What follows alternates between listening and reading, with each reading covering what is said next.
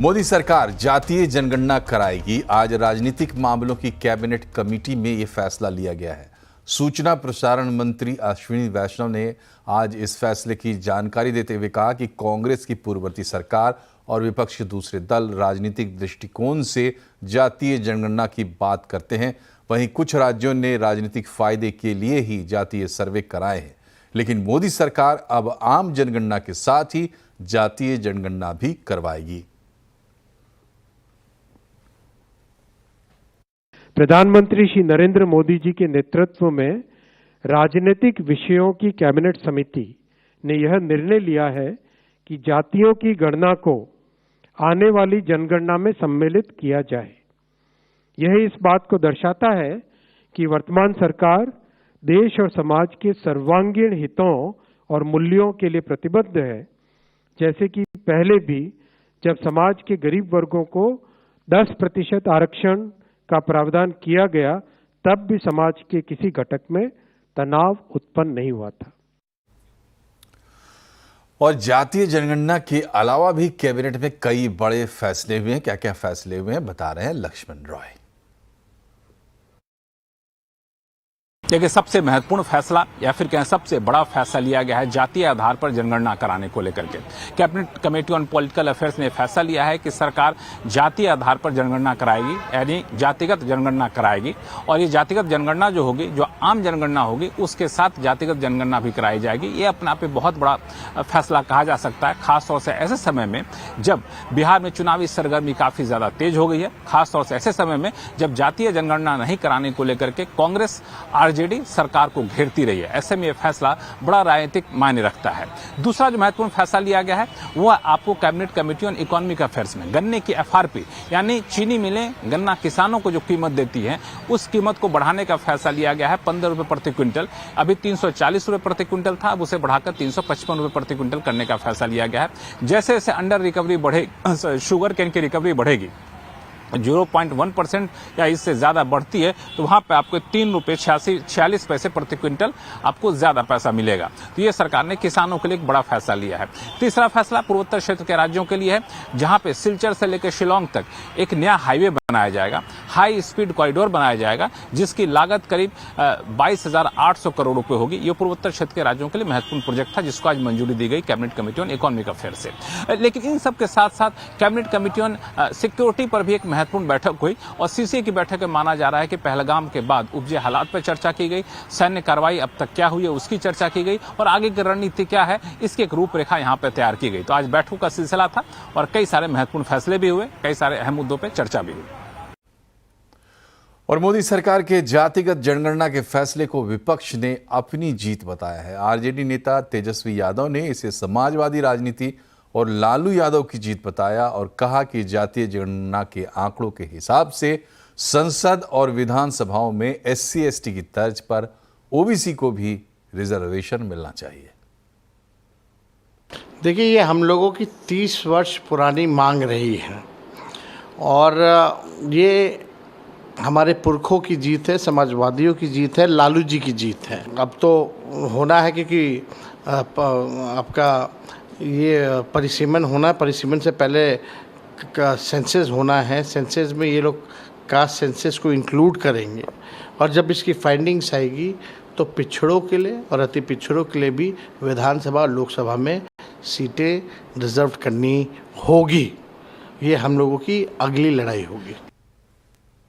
जनगणना के साथ जातीय जनगणना भाजपा कराना चाहती है, उससे पता चलता है कि भाजपा की कहीं नीयत में कोई खोट है। जब उसका प्रारूप सामने आएगा तो समाजवादी पार्टी उस पर अपने विचार भी रखेगी, टिप्पणी भी करेगी, लेकिन हमारी पूरी नज़र भारतीय जनता पार्टी पर रहेगी कि कब वो जातीय जनगणना कराते हैं नहीं कराते हैं या धोखा देते हैं। तो मोदी सरकार ने जातीय जनगणना का ऐलान कर दिया है। आज़ादी के बाद पहली बार होगा जब जाति की गिनती की जाएगी। आवाज़ अड्डा में हम आज इसी पर करेंगे चर्चा। आपकी जात क्या है? 7:57 पर देखिए आवाज़ अड्डा।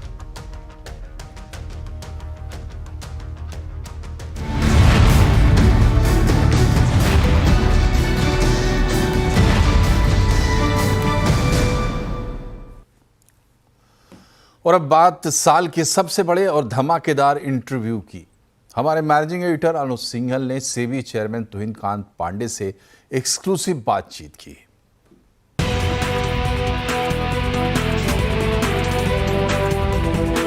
मैं हूं इस समय सेबी के हेडक्वार्टर में एक बहुत ही खास बातचीत के लिए सेबी चीफ तुहिन कांत पांडे के साथ। मेरा ये इंटरव्यू CNBC आवाज पर आपसे कुछ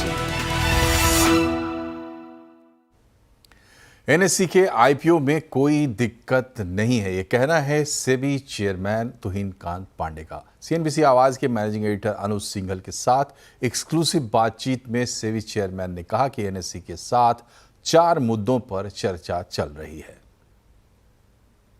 बहुत चर्चा हो रही है कि NSE के IPO का क्या इस समय स्टेटस है। अगर आप थोड़ा उसमें मुझे बता सकें, क्योंकि बहुत लोग जानना चाहते हैं, क्योंकि एक शायद इस देश के सबसे बड़े IPOs में से एक होगा और लिस्टिंग के बाद शायद देश की सबसे बड़ी कंपनीज में से एक होगी जो डायरेक्टली आप गवर्न करते हैं, तो उस पर क्या विचार है आपका? तो NSE IPO के बारे में जो 4 इश्यूज हैं जिस पे कि हमारी चर्चा NSE से हो रही है। कुछ हमने इन्फॉर्मेशन उनसे मांगी थी, कुछ उन्होंने जवाब दिए हैं, उसके बारे में बातचीत करके हम रिजॉल्व करेंगे उसको, क्योंकि एक तो उसमें लिटिगेशन का इशू है कि settle what ever is left out, दूसरा उसमें क्लियरिंग कॉरपोरेशन का रोड मैप का इशू है, क्या रोड मैप होना चाहिए, तीसरा गवर्नेंस है, चौथा टेक्नोलॉजी है। चूँकि ये एक बहुत बड़ा मार्केट इंस्टीट्यूशन है, ये ठीक है कि BSE लिस्टेड है और NSE लिस्टेड होने में मुझे नहीं लगता कोई दिक्कत हमें होनी चाहिए। ओके। तो लेकिन गार्ड रेल्स भी क्या होंगे, क्योंकि इसका कमर्शियल तो रोल है ही है, लेकिन कोई भी एक्सचेंज हो या मार्केट इंफ्रास्ट्रक्चर इंस्टीट्यूशन हो, जी हाँ, वो कमर्शियल एंटिटी के होने के साथ साथ एक वो सिस्टेमिकली इम्पॉर्टेंट इंस्टीट्यूशन का रोल भी प्ले करता है, क्योंकि मार्केट है, वहाँ पे ट्रांजैक्ट होती है। जी हाँ, तो इसलिए रेगुलेटर का रोल भी आता है कि पब्लिक इंटरेस्ट भी प्रोटेक्ट हो। बिल्कुल। तो उस पॉइंट ऑफ व्यू से बेस्ट इंटरेस्ट ऑफ पब्लिक में हम आगे बढ़ेंगे।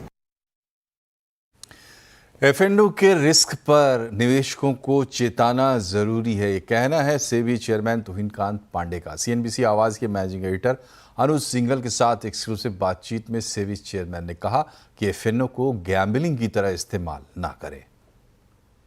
सेबी जिसने काफ़ी फोकस किया है वो है डेरिवेटिव लॉसेस को लेकर, कि 90% रिटेल जो है वो F&O में पैसा गंवाते हैं। बहुत डिबेट छिड़ी है कि क्या ये सेबी का काम है, क्योंकि सेबी का काम है कि मार्केट रेगुलेटेड है या नहीं ये देखने का। अगर किसी को ट्रेडिंग करनी ही है उसके बाद तो आप उसको रोक नहीं सकते। तो इस पर आपका क्या व्यू है फिर? तो इन्फॉर्मेशन का तो बहुत काम है। यदि आप कहें, यदि उस हिसाब से कहें कि सेबी क्यों डिस्क्लोजर्स पे कह रहा है, सेबी ये क्यों कह रहा है कि ऑडिटर्स को ये करना चाहिए, इंडिपेंडेंट डायरेक्टर्स को ये करना चाहिए, क्योंकि हम हर चीज बोर्ड रूम में नहीं हो सकते। तो यदि हम बोर्ड रूम में नहीं हो सकते तो कोई तो होगा जो बोर्ड में इस तरह के इन्वेस्टर इंटरेस्ट देखेगा। नहीं, मेरा सवाल इस चीज से था कि तो उसी तरह से यदि हम इंफॉर्मेशन पुट आउट करते हैं कि F&O में आप जा रहे हैं और वो डेटा एनालिसिस से पाया जाता है कि 90% पैसा लूज कर रहा है, बट वो एक पर्टिकुलर उसमें, हाँ जी, पूरा होल F&O में नहीं, एक भेड़ चाल की तरह है। वीकली ऑप्शंस में हो रहा था, इंडेक्स ऑप्शन आप इंडेक्स ऑप्शन में वीकली एक्सपायरी के दिन इतनी हेक्टिक एक्टिविटी चल रही है। बिल्कुल, आप कह रहे हो कि नोशनल इंटरेस्ट पहुंच गया इंडिया में, इतने ट्रिलियंस ऑफ डॉलर्स का है। एक तो नोशनल इंटरेस्ट की जो वो कैलकुलेशन है वो ही ठीक नहीं है, क्योंकि फ्यूचर के साथ आपने ऑप्शंस को जोड़ा और दोनों का नोशनल इंटरेस्ट आपने कंबाइन कर दिया। तो like has to come with like, like और अनलाइक कैन नॉट कम। तो उस विषय पे भी एक जो हमारा जो सिस्टम मार्केट के मैट्रिक्स को इम्प्रूव करने की जरूरत है। को देखें आप उसमें, मतलब नहीं, मतलब वो डेल्टा भी देखना चाहिए कि वो वहां से कितनी दूर है। क्योंकि फ्यूचर जो है, फ्यूचर का डेल्टा 1 होगा, बिल्कुल, लेकिन ऑप्शंस का जो बहुत deep out the money options ले रहे हैं एग्जैक्टली। तो वो वाले से आप इंट्राडे लिमिट, जो आपकी लिमिट है, उसको आप धोखे में डाल सकते हैं यदि आप डीप आउट ऑफ द। सो हमको वो वाला सिस्टमिक इम्प्रूवमेंट्स करना है और इस तरह के कैसीनो अप्रोच को रोकना है, क्योंकि F&O का मार्केट का मतलब ही है कि आप उसमें हेजिंग के लिए कर रहे हैं, डेप्थ के लिए कर रहे हैं, लिक्विडिटी इंप्रूव कर रहे हैं, प्राइस डिस्कवरी में मदद हो रही है। यदि वो अंडरलाइंग कैश मार्केट से बिल्कुल ही भिन्न है तो मतलब आपका काम बिल्कुल स्लॉट मशीन की तरह नहीं होना चाहिए, प्रॉपर गैम्बलिंग हो गई फिर वो। सेबी ने निवेशकों को ओपिनियन ट्रेडिंग प्लेटफॉर्म्स के खिलाफ सतर्क किया है। सेबी चेयरमैन तुहिन कांत पांडे ने कहा कि ऐसे प्लेटफॉर्म्स के लिए कोई रेगुलेशन नहीं है। आपने कल भी सेबी ने एक सर्कुलर जारी किया है ओपिनियन ट्रेडिंग को लेकर। ये इतना बड़ा मामला बनता जा रहा है और इसमें ये लोग टर्मिनोलॉजी यूज़ कर रहे हैं स्टॉप लॉस की और काफ़ी कुछ ऐसी जो मार्केट से रिलेटेड है। अब क्योंकि ये लेकिन आपके डायरेक्ट परव्यू में नहीं है, इस पर आप अब क्या कदम उठाने वाले हैं फिर जो लोग ये कर रहे हैं? नहीं तो हम तो बता रहे हैं कि ये नहीं है। से हमारा काम एजुकेशन भी तो है, बहुत सारी चीज़ें होती हैं, ऑनलाइन चीज़ें, इंटरनेट इतना बड़ा है, उसमें तरह तरह की चीज़ें हो रही हैं। हम इंटरवीन करके इतना बता रहे हैं कि ये चीज़ें चल रही हैं और प्लीज़ बी कॉशियस, आप मत करिए। ओके लेकिन इसमें आप और कुछ नहीं करेंगे, सिर्फ लोगों को आप वार्न कर सकते हैं या फिर ये जो एंटिटीज़ ये टर्मिनोलॉजी यूज़ कर रही हैं इनके अगेंस्ट भी आप कुछ लीगल एक्शन लेने की तैयारी कर रहे हैं? नहीं, जो भी लीगल एक्शन होगा वो होगा। वो कोई भी लीगल एक्शन तो लीगल एक्शन कई तरह के हो सकते हैं, हमारे से भी हो सकता है, कहीं और भी लीगल एक्शन ले सकता है। सेबी चेयरमैन के साथ ये पूरी एक्सक्लूसिव बातचीत देखिए आज शाम 7:27 पर, यानी अब से थोड़ी देर में। रेस्टोरेंट में सर्विस चार्ज लेने पर लगी रोक के फैसले को रेस्टोरेंट एसोसिएशन NRAI ने दिल्ली हाईकोर्ट में चुनौती दी है। इस पर सुनवाई 9 मई को होगी। Restaurant association central consumer protection authority की तरफ से कुछ रेस्टोरेंट्स चेन के खिलाफ जो एक्शन हुआ है उसको भी चुनौती देगा। इंडस्ट्री के लीडर से इस पर बात की रोहन सिंह ने। क्योंकि ये मैटर सब जुडिस है, कोर्ट में आदरणीय हाई कोर्ट में ऑलरेडी ये केस चल रहा है। NRAI और FHRI दोनों एज एसोसिएशन मिलकर उस केस को फाइट कर रहे हैं और हम आशा करते हैं कि हमारी दलीलों के ऊपर और हमारी प्ली के ऊपर भी कोर्ट संज्ञान लेगा और आशा करते हैं कि कुछ ऐसा फेवरेबल सोल्यूशन निकलेगा जिससे सब लोग खुश रहें, सरकार भी खुश रहे, रेस्टोरेंट ओनर्स भी खुश रहे, रेस्टोरेंट के जो काम करने वाले कामकाजी लोग हैं, वर्कफोर्स, बिकॉज उनका जो व्यवसाय है वो सिर्फ यही है, उनकी जो रोजी रोटी है वो सिर्फ इसी से चलती है। और ग्राहक सर्विस चार्ज का जो मुर्दा है वो अनफॉर्चुनेटली आज की डेट में सब जुडिस हो गया है। जो कोर्ट ने एक फैसला किया था उसको हमें सबको मानना पड़ता है, बट उसको हम अपील कर रहे हैं क्योंकि हमारा ये है कि जो स्टाफ जो काम करता है उनको एक सैलरी मिलता है रेस्टोरेंट की तरफ से, बट वो जो सर्विस प्रोवाइड करते हैं उसका जो सर्विस चार्ज का नाम जो है वो उनका हक का है। भारत और पाकिस्तान के बीच बढ़ते तनाव और इस तनाव के बीच पाकिस्तान ने सरहद पार से सोशल मीडिया पर प्रोपेगेंडा फैलाना शुरू कर दिया है। अब पाकिस्तान के कई एक्स हैंडल्स और यूट्यूब चैनल फेक न्यूज़ फैला रहे हैं। सरकार ने तो कई यूट्यूब चैनल्स को और हैंडल्स को रोका भी है, कार्रवाई की है, लेकिन आपको भी सावधान रहने की ज़रूरत है। कैसे रहें सावधान, बता रहे हैं असीम मनचंदा। पहलगाम में आतंकवादी हमले के बाद भारत और पाकिस्तान के बीच में तनाव काफी बढ़ गया है, लेकिन इस बीच पाकिस्तान ने सरहद पार से सोशल मीडिया के ऊपर अपना प्रोपेगेंडा फैलाने की शुरुआत कर दी है। बहुत सारे ट्विटर हैंडल या फिर यूट्यूब वीडियो सरहद पार से ऑपरेट हो रहे हैं। ये पाकिस्तान का प्रोपेगेंडा फैला रहे हैं। आपको इनसे सावधान रहने की जरूरत है। सरकार ने कई सारे हैंडल्स या यूट्यूब वीडियो के ऊपर कार्रवाई भी की है। पाकिस्तान से ऑपरेट होने वाले 16 यूट्यूब चैनल्स को बैन किया गया। इतना ही नहीं, बहुत सारे एक्स हैंडल को ब्लॉक भी किया गया है, लेकिन इसके बावजूद आपको भी सावधान रहने की जरूरत है। खासतौर पर ये जो प्रोपेगेंडा फैलाया जा रहा है, मिस इन्फॉर्मेशन फैलाई जा रही है, फेक न्यूज फैलाई जा रही है, आपको इसकी जांच करने की भी जरूरत है। आजकल सोशल मीडिया पर बहुत सारे AI टूल्स अवेलेबल है जिसके जरिए आप इनकी जांच कर सकते हैं और खुद को गलत जानकारी से बचा सकते हैं। असीम मनचंदा, CNBC सहवाग, दिल्ली। अब आप बिना किसी गलती या बिना किसी डर के UPI पेमेंट्स को अंजाम दे सकते हैं। NPCI ने सभी UPI ऐप को निर्देश दिए हैं कि पेमेंट करने वाले को अब निकनेम या यूपीआई आईडी की जगह उस बैंक अकाउंट में लिखा हुआ नाम दिखाएं जिसमें पैसा जा रहा है। इससे ऑनलाइन फ्रॉड पर भी लगाम कसेगी। नया सिस्टम कैसे काम करेगा बता रहे हैं असीम मनचंदा। आप और मैं पेमेंट करने के लिए रोजाना यूपीआई का इस्तेमाल करते हैं, लेकिन इसमें सबसे बड़ा खतरा होता है गलत ट्रांजैक्शंस होने का या फिर फ्रॉड होने का। लेकिन अब ऐसा नहीं होगा। National payment corporation of India ने जो भी यूपीआई एप्स हैं उनको बेनिफिशियरी का ओरिजिनल नाम दिखाने के निर्देश दिए, यानी कि जो नाम उसके बैंक अकाउंट में दर्ज है आपको वही नाम दिखाई देगा। अब तक क्या होता था, आप क्यूआर कोड स्कैन कर लेते थे या किसी वर्चुअल एड्रेस के ऊपर आप पेमेंट भेज सकते थे, लेकिन अब वो नहीं होगा। एनपीसीआई ने कहा है कि जितने भी यूपीआई एप्स हैं उनको बेनिफिशियरी का ओरिजिनल नाम 30 जून तक दिखाना होगा। तो इससे क्या होगा, इससे जो फ्रॉड्स हो रहे हैं या फिर जो गलत ट्रांजेक्शन्स हो रही है उसके ऊपर काफी सारी हद तक रोक लग सकेगी। ये भी बता दूं कि रोजाना 53 करोड़ से लेकर के 60 करोड़ तक की यूपीआई ट्रांजेक्शन्स होती है। तो एनपीसीआई के इस नए नियम के बाद आपका भरोसा यूपीआई के ऊपर और बढ़ जाएगा। असीम मनचंदा, सीएनबीसी आवाज, दिल्ली। और यहाँ एक छोटा सा ब्रेक, लेकिन खबरें अभी और भी हैं, बने रहिए हमारे साथ।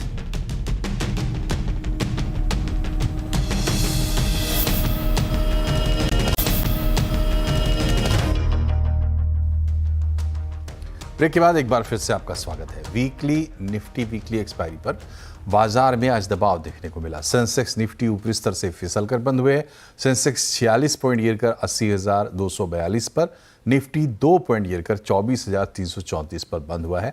मिड कैप स्मॉल कैप शेयरों में बिकवाली रही और बैंकिंग, पीएससी, एनर्जी शेयरों में गिरावट रही। मेटल, आईटी इंडेक्स भी गिरावट पर बंद हुए हैं और पीएसयू बैंक इंडेक्स 2% से ज़्यादा फिसल कर बंद हुआ है। इसके अलावा रियल्टी, फार्मा इंडेक्स बढ़त पर बंद हुए। आज देश में अक्षय तृतीया की धूम है। आज के दिन सोना चांदी खरीदना शुभ माना जाता है। तो आज जगह जगह के सराफा बाजारों में शानदार रौनक देखने को मिली। सोना चांदी की दुकानों में लोगों की जोरदार भीड़ जुटी। आज के दिन विवाह, गृह प्रवेश और कई चीज़ों की खरीदारी करना भी बहुत शुभ माना जाता है। प्रधानमंत्री नरेंद्र मोदी ने देशवासियों को अक्षय तृतीया की शुभकामनाएं दी हैं। और अक्षय तृतीया के मौके पर बाजारों में किस तरीके की रौनक है, दिल्ली के बाजार में क्या चल रहा है, बढ़े हुए सोने के दाम के बावजूद लोग खरीदारी कर रहे हैं या नहीं कर रहे हैं, दिल्ली के करोल बाग से देखिए रिपोर्ट। अक्षय तृतीया के मौके पर सोने के दाम ऑल टाइम हाई पर है, क्योंकि अक्षय तृतीया का मौका है और इस दिन सोने चांदी की खरीदारी करना शुभ माना जाता है। और यही वजह है कि ज्वेलर्स के शोरूम पर कस्टमर्स आ रहे हैं और अपनी पॉकेट के हिसाब से, जरूरत के हिसाब से और साथ ही साथ अपनी पसंद के हिसाब से यहाँ पर ज्वेलरी की शॉपिंग कर रहे हैं। इस वक्त मैं मौजूद हूँ पीपी ज्वेलर्स के शोरूम में और आप यहाँ पर देख सकते हैं जो मुझे ट्रेंड दिखाई दे रहा है अक्षय तृतीया के मौके पर, इस बार वो लाइट वेट ज्वेलरी का दिखाई दे रहा है। चूंकि सोने के दाम महंगे हैं पिछले साल के मुकाबले, इस बार की बात करें तो 30% तक उछाल आता हुआ दामों में दिखाई दिया है। और यही वजह है कि लाइट वेट ज्वेलरी पर लोगों का ज्यादा फोकस है और ज्वेलर्स की तरफ से भी इस बार सोने के दामों को ध्यान में रखते हुए ही लाइट वेट ज्वेलरी यहाँ पर लॉन्च की गई है। और जो लोग सगन के तौर पर सोने की ज्वेलरी खरीदना चाहते हैं तो उसके लिए भी अलग से यहाँ पर इंतजाम इस बार ज्वेलर्स की तरफ से किया गया है। मेरे साथ मौजूद हैं पीपी ज्वेलर्स के owner Pawan Gupta. Sir, all time high पर सोने के दाम हैं और यहाँ पर मैं देख रही हूँ कि लोग लाइट वेट ज्वेलरी खरीदना पसंद कर रहे हैं, क्योंकि कहीं ना कहीं जो दाम है वो मैटर करता है जब आप खरीदारी करना चाहते हैं। तो आपकी तरफ से इस बार क्या कुछ ऑफर्स और डिस्काउंट्स और क्या कलेक्शन आप लेकर आए हैं, बताएं।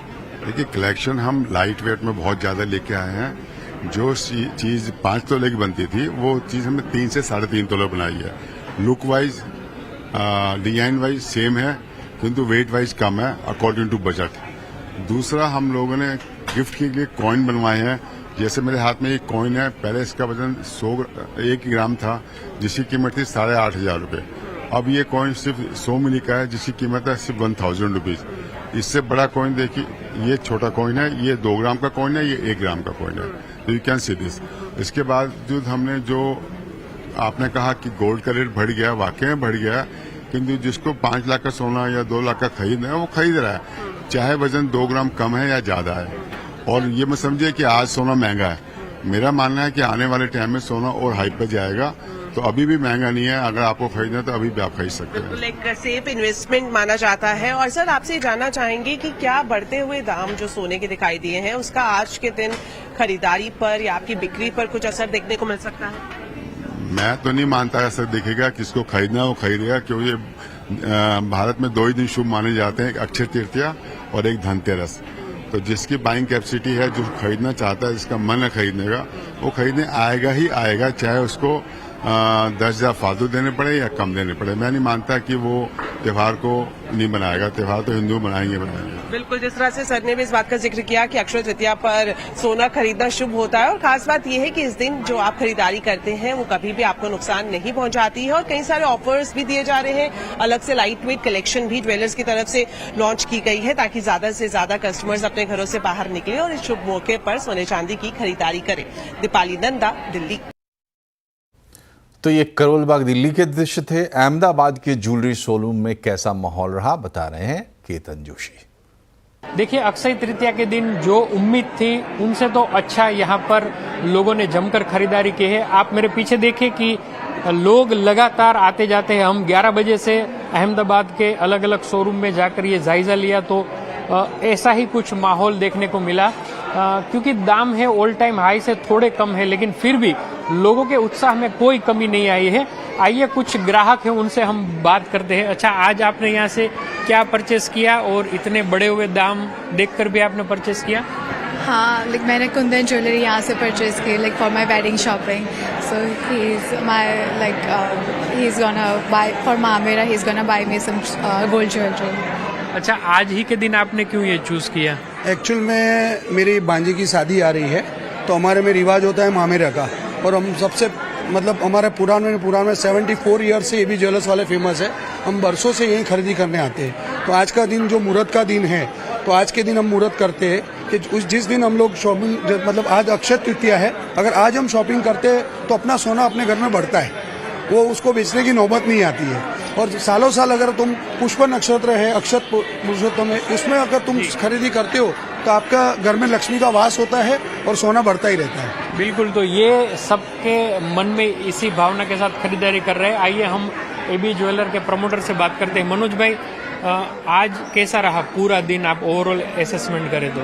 जी, पूरा दिन सुबह से ही लोगों ने अपनी खरीदारी बना के रखी थी जो वो रियलाइज करने आ गए। मतलब प्योर गोल्ड सालाना बचत के तौर पे लेते हैं, इस खास करके इस दिन के लिए जो खरीदारी करते हैं तो वो करने के लिए आ गए। सोने चांदी के लगड़ी सिक्के और आने वाले शादी ब्याह के प्रसंगों के लिए और द ईयरली बाइंग के हिसाब से ज्वेलरी भी खरीद रहे हैं। और हमारे पूरे बाजार के एक्सपेक्टेशन से कहीं ज़्यादा ये माहौल अच्छा देखने को मिला। तो इस अक्षय तृतीया से अगली अक्षय तृतीया तक दाम कहाँ देखते हैं? ऑब्वियसली ये जिस तरह से पूरा वैश्विक एटमॉस्फेयर मतलब वातावरण जो बनता जा रहा है उसको देख के 1,20,000 25,000 की गुंजाइश बनती है। बिल्कुल, तो यहाँ से भी 20 से 25% अगले 1 साल में सोने के दाम बढ़ेंगे। ये भी एक अवमानना है और साथ ही साथ एक परंपरा भी है। तो प्राइस के ऊपर परंपरा आज भारी रही और लोगों ने यहाँ से जमकर खरीदारी की। जी, और आवाज समाचार में फिलहाल इतना ही, लेकिन लगातार खबरों पर ही अपडेट देखते रहिए CNBC आवाज और जुड़े रहिए हमारे सोशल मीडिया हैंडल्स के जरिए। नमस्कार।